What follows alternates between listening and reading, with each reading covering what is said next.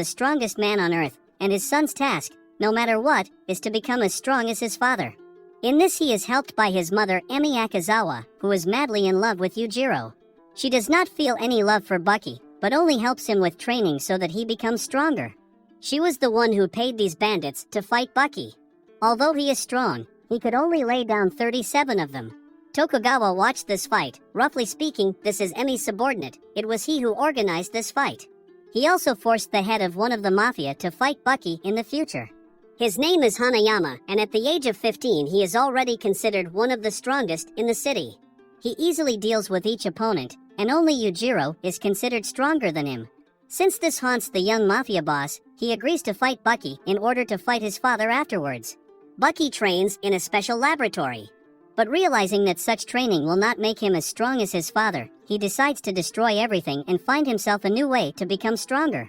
While he was thinking about this, in the park he comes across professional boxer Muhammad Ali Jr., who is the undisputed champion in his weight. And it even gets to the point that he has to travel to different places just to find himself a sparring partner who is not afraid to fight him. Baki decides to challenge him and fight, but he gets knocked out with one punch. This was his first defeat, after which he runs home in tears.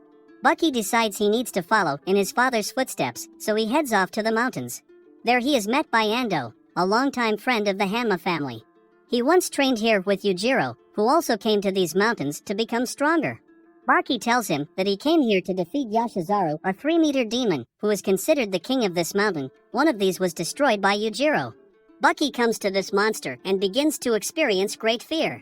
Ando comes running to help him, but Yashizaru inflicts very severe injuries on him. Only fire helped to scare away this monster. Because of the wound, an ambulance had to be called, which took Ando to the hospital by helicopter. Baki understands that he needs to step over himself and go through some kind of limiting human power, and for this he jumps off a cliff. While flying, he feels like everything is slowed down, allowing him to dodge rocks and land safely in the water. Having become stronger, he again went to Yashizaru, and during the battle he was even able to deprive him of his eye. They fought furiously, and Baki was badly injured. Ando, who was discharged from the hospital, ran to his aid, who wanted to destroy the monster, but Baki stopped him. He said that he and the monster were badly injured, but still continued to fight. They respect each other as an adversary, and therefore no one should interfere with their battle. Baki still manages to defeat Yashizaru, and the monster simply leaves after the defeat. He does not feel any pleasure from such a victory, because Baki badly injured the monster and even deprived him of his eye, and Yashizaru was simply defending himself. Feeling guilty, he heads to the monster's lair, where he apologizes to him and gives him a gift, the head of his wife, who was once destroyed by Yujiro. In return, Yashizaru gives him his phone, which he lost during the fight with Baki. Afterwards, he goes to his mother's house, who shows him Muhammad Ali Jr.'s recent fight for the middleweight championship. She tried to bribe him for 100 million yen to fight her son, but money does not interest him, and therefore he refused. After the win, he wanted to win the heavyweight division too. To do this, he gained 15 kilograms in 2 months, but Baki did not like it. He said that old Muhammad Jr. was much faster and more dangerous. He went to the gym where Muhammad Jr. is training and said that he considers boxing an imperfect sport, and even more so does not consider it a martial art. But despite this, he respects him very much and will support him to the end. These words deeply hurt Muhammad Jr. and others in this room too. They tried to show the guy how hard the boxers hit the bags, but Baki tore it apart with one punch, showing that at 13 he was the strongest in this room. The day arrives for Muhammad Jr. to fight for the heavyweight championship. But before entering the ring, his team is attacked by Hanayama. They begin to fight, but the 15-year-old mafia boss grabs Muhammad Jr.'s hand and squeezes his joints with his grip, causing his tendons and veins to burst.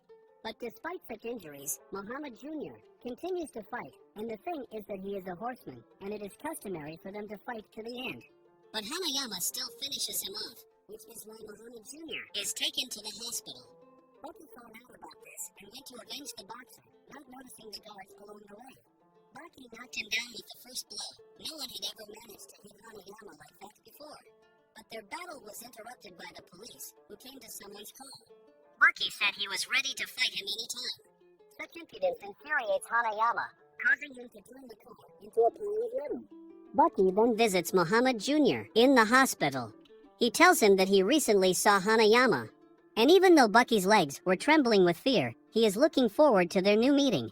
Baki knew that the mob boss could attack him at any moment, and that's what Hanayama did at the mall. Due to the surprise effect, he managed to beat up Baki. To destroy Baki, he throws him out of a window. But somehow clinging to the rope, Baki gets back up, and already he starts beating Hanayama. After that, he takes off all his clothes and shows everyone his tattoo on his back, which is done by all the men in his clan in memory of a wandering man who protected his ancestor and thereby saved the family. They began to fight, and Hanayama used the same technique on Baki as on Muhammad Jr. But, surprisingly, Baki could move his fingers, which meant that the tendons were not damaged. They fought on equal terms, exchanging strong blows and tricks. When it seemed that one of them had won, the other got up and continued the battle. Baki felt like he'd won, but at that moment, he receives a blow from Hanayama, who slams him into the well. After this blow, when it seemed to everyone that everything was over, Hanayama falls to the floor exhausted. At this moment, Baki gathers the last of his strength and goes to the mafia boss. They recognize each other and thank for the fight. Suddenly, Yujiro himself rushes in with whom Hanayama dreamed of fighting. True, it seemed that the difference in strength was too great. Yujiro dealt with Hanayama effortlessly, even though he was far from the best of his body. He didn't stand a chance in the way. Then his father slaps Baki to sleep. Then he goes to work to Zelda, scolding him for not being able to make a good fighting out of Baki in his 3 years, adding that she wants to test and test himself himself. To add motivation to him, he destroyed Yasuzaru, who Baki respected so much. He brought in the head of this monster and said that in a month he would come to fighting. Yujiro wants him to advance for motivation for the fight, because if he disappoints his father, then Yujiro will destroy him too. Baki is Yakuzawa's key, and then what's that do? Yujiro's friend. He told Baki that if he didn't want to be destroyed by his father, then he needed to train. Stravian talked about a group of mercenaries in Hokkaido who see the battlefield and everything, and in order for Baki to become stronger, he must defeat them. Stronger, without realizing it, someone will do the mission.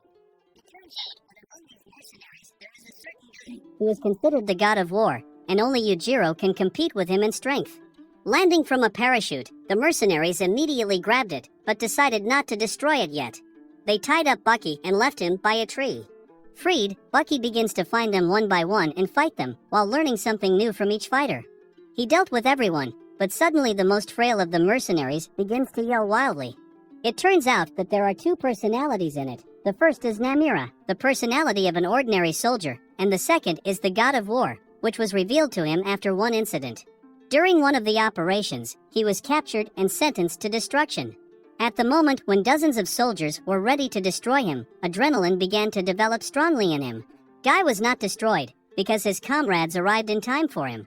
But after that moment, all his hair fell out, and he learned to control the release of adrenaline, thanks to which his body is in